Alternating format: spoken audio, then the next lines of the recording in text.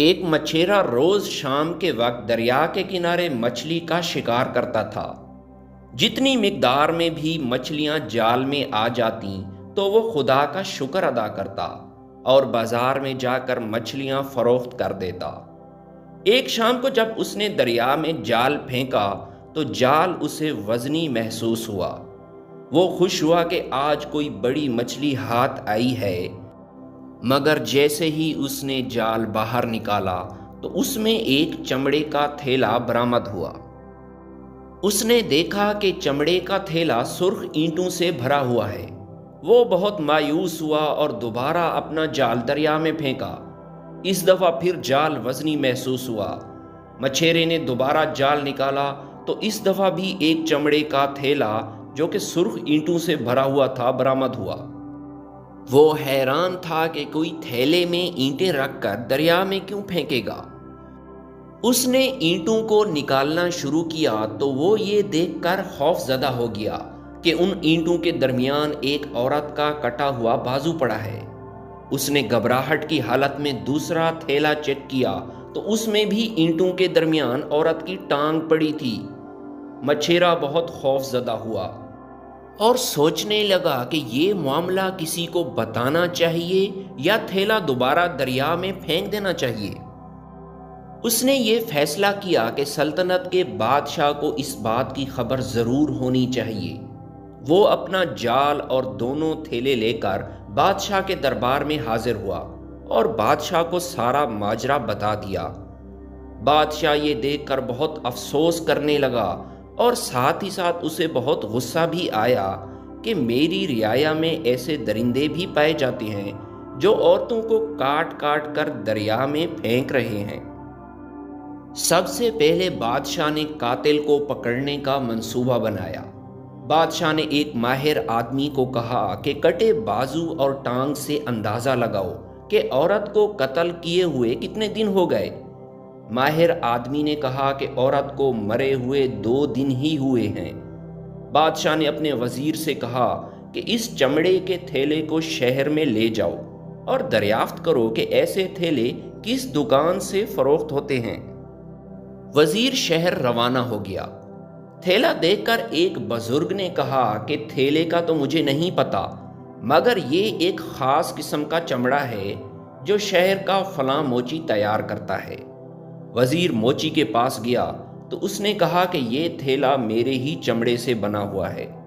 وزیر نے موچی سے کہا کہ تم نے پچھلے 2 یا 3 دن میں یہ چمڑا کسے فروخت کیا تھا؟ موچی نے کہا کہ فلاں تاجر مجھ سے یہ چمڑا لے گیا تھا۔ وزیر تاجر کے پاس گیا تو تاجر نے کہا میں کشتی میں سوار ہو کر چمڑا بیچنے کے لیے دوسرے شہر جا رہا تھا تو کشتی کے ملاح نے کہا کہ مجھے پانی بھرنے کے لیے ایک مشق کی ضرورت ہے، تو میں نے اسے وہ چمڑا دے دیا۔ ملاح نے کہا کہ اب میں آپ سے کشتی میں سفر کرنے کی کبھی اجرت نہیں لوں گا۔ تاجر اس ملاح کو پہچانتا تھا۔ جب شہر کے سارے ملاح تاجر کے سامنے کھڑے کیے گئے تو تاجر نے اس ملاح کی نشاندہی کر دی۔ ملاح تھیلے کو دیکھتے ہی خوف سے کانپنے لگا۔ ملاح کو گرفتار کر کے بادشاہ کے سامنے پیش کیا گیا۔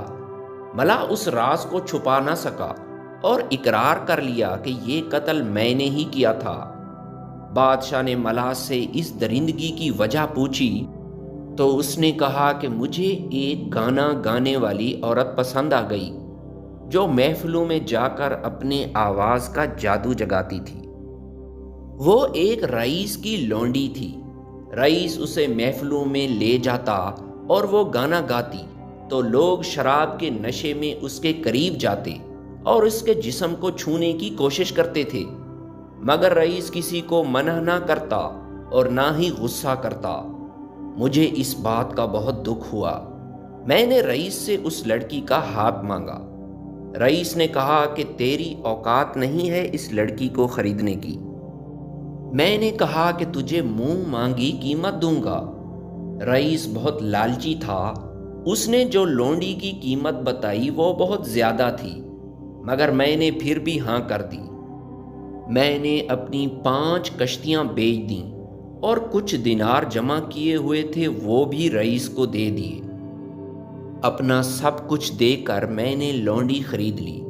میں اسے اپنے گھر لے آیا اور اس سے شادی کر لی۔